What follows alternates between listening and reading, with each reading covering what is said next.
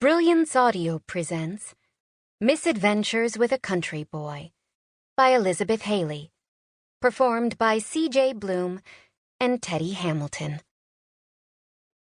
Cole squeezed the handle of the gas pump and leaned heavily against the bed of his red Chevy pickup as he took in the scenery. Long stretches of farmland and an obvious lack of civilization.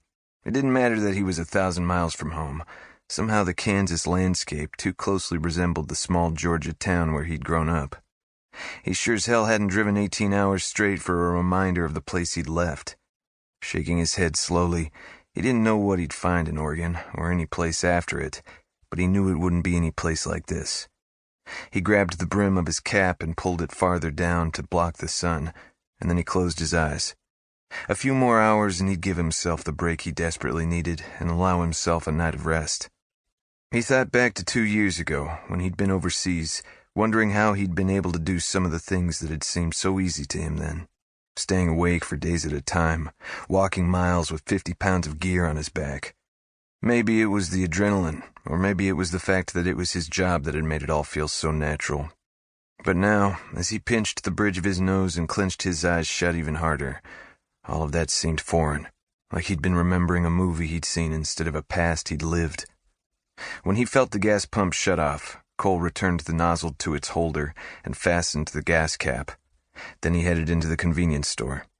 Coffee from a local gas station wasn't his first choice, but it would suffice. If he could drink the tar they served in the army, he could certainly tolerate whatever this place offered. The bell on the glass door jingled at his entrance, but the clerk didn't look in his direction as Cole headed toward the other side of the store. The middle-aged man seemed busy with another customer at the counter.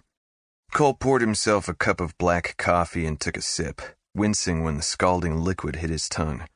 He hadn't expected it to be any hotter than lukewarm. He put the lid on and grabbed a flimsy cardboard sleeve to put around the cup before heading up a nearby aisle. He took his time, enjoying the air conditioning he'd miss as soon as he got back on the road. He grabbed a bag of chips, a protein bar, and an apple on his way to the register. Cole took his place behind the woman who'd been there when he'd walked in. "Is there any other way to do this?" she asked. She whipped her head toward the door as she gestured toward the parking lot, frustration evident in her tone. "You should be happy to sell it." The man sitting behind the counter crossed his arms above his round belly, which was covered by a faded white t-shirt, and stared blankly at her. "I'm sorry. I already told you I can't sell you a car unless you have ID." "But I've got money." The woman reached into the backpack she had slung on her shoulder and took out a wad of cash. She tossed the money onto the counter. "That's $1,000, she said. "Just take it, please." Cole wondered if she had more than that. She couldn't possibly be offering the guy everything she had. If she was, she wasn't too bright. Money would get her a hell of a lot farther than that rusty Honda would. Cole reached into his back pocket to remove his wallet, getting ready to toss some cash on the counter and head outside. But just as he pulled the money out, the man spoke again. "Listen, honey, you seem a little new to how the world works. Laws are put in place for a reason. It's simple. No ID, no car. I can't transfer the title without it."